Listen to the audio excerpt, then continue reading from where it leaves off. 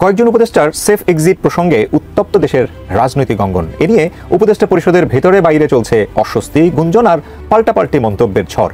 এর মাঝেই এবার সেফ এক্সিট চাওয়া উপদেষ্টাদের তালিকা প্রকাশ করার কথা জানিয়েছে জাতীয় নাগরিক পার্টি এনসিপি। অনেক উপদেষ্টার তাদের নিজেদের আখের গুছিয়েছে অথবা গণ অভ্যুত্থানের সাথে বিট্রে করেছে। কোথায় সেফ এক্সিট নেবে? পৃথিবীতে সেফ এক্সিট নেওয়ার একটাই জায়গা, সেটা হচ্ছে মৃত্যু।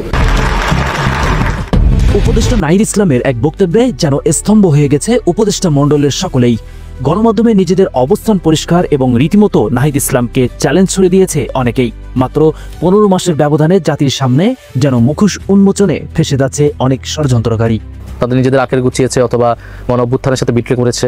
আমরা যখন সময় আসবে এদের নাম আমরা উন্মুক্ত করব। সেফ এক্সিট নিয়ে নানা কথাবার্তা হচ্ছে, তো আমরা উপদেষ্টারা খুব নিশ্চিতভাবে জানি আমাদের কারো কোনো সেফ এক্সিটের প্রয়োজন নাই। কথা বললেন, উনি যে নামগুলো প্রকাশ করেননি, যে আলোচনার বিষয়গুলো প্রকাশ করেননি, সেটা নিয়ে আমি কেমন করে রোল নিয়ে ভাবিয়ে তুলেছেন। এটা উনি অভিবান্তর কোনোভাবে আমাদের পক্ষে এই দেশে থাকা সম্ভব না। হয় আমার জাহাজে থাকতে হবে, নাইলে আমার বিদেশে থাকতে হবে, নাহলে আমার রাস্তায় মনে পড়ে থাকতে হবে। এটা ছাড়া তো আমাদের আর কোনো উপায় নেই। এদিকে উপদেষ্টা আসিফ নজরুল ইতিমধ্যে আওয়ামী লীগের বিরুদ্ধে করা 2500-এর বেশি গায়েবী মামলা নিষ্পত্তি করার আশ্বাস দিয়েছে সাধারণ জনগণকে। 2500-এরও বেশি মামলা ইতিমধ্যে আইডেন্টিফাই করেছি, এগুলি প্রত্যাহার আশা করছি আর কি। যত গায়েবী মামলা আছে যেগুলো আইডেন্টিফাই করতে পারবো আমরা ফেব্রুয়ারির মধ্যে প্রত্যাহার করার কাজ হয়ে যাবে। এছাড়াও আওয়ামী লীগের উপরে থাকা নিষেধাজ্ঞা উঠিয়ে নিয়েছে সমন্বয়ক সহ জাতীয় নাগরিক পার্টি, এমন এক বক্তব্য পেশ করেছে গণমাধ্যমে। তাদের এই আওয়ামী লীগের উপরে যে সাময়িক নিষেধাজ্ঞা আছে সেটি তুলে নেয় অথবা আদালতের মাধ্যমে অন্য কোনো নির্দেশনা আছে।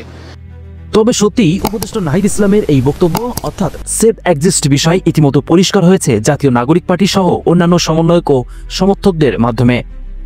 নাহিদ ইসলাম আরও জানান, তিনি যখন সরকারি দলে ছিলেন তখন তিনি খুব কাছ থেকে নিজের চোখে দেখেছেন, তাই তিনি জাতির সামনে খুব শীঘ্রই এদের মুখোশ উন্মোচন করবেন।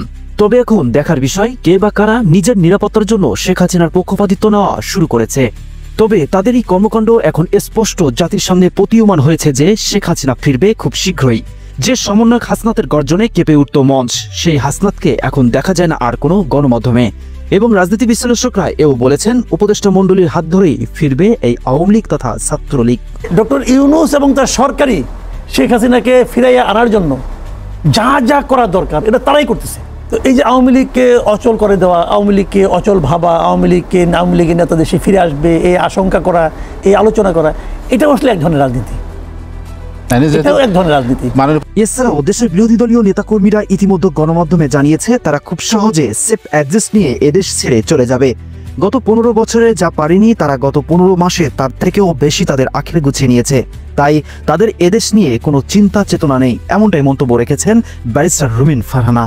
উপদেষ্টারা অনেকেই সেফ এক্সিট খুঁজছে এবং আমার মনে হয় সেফ এক্সিট খুঁজতে উপদেষ্টাদের খুব কষ্ট করতে হবে না, কারণ ম্যাক্সিমাম উপদেষ্টা ডুয়াল সিটিজেনশিপ নিয়ে চলছেন। সো তাদের একটা বড় অংশই দেশের বাইরে অটোমেটিক্যালি চলে যেতে পারবেন এবং শুধু দেশের বাইরে তো না, বিশ্বের শ্রেষ্ঠ দেশগুলোতেই তারা আবারও ফিরে যাবেন। প্রিয় দর্শক, 5 আগস্টের পরবর্তী সময়ে এসে বর্তমান সময়ে উপদেষ্টাদের হাতে এদেশ কতটুকু নিরাপদ এবং আগামীর ভবিষ্যতে শেখ হাসিনার ফিরে আসা আপনি কোনভাবে নিচ্ছেন? আপনার মূল্যবান মন্তব্যটি অবশ্যই কমেন্ট করতে ভুলবেন না। পরবর্তী আপডেট পেতে চ্যানেলটি সাবস্ক্রাইব করে পাশে থাকুন। ধন্যবাদ।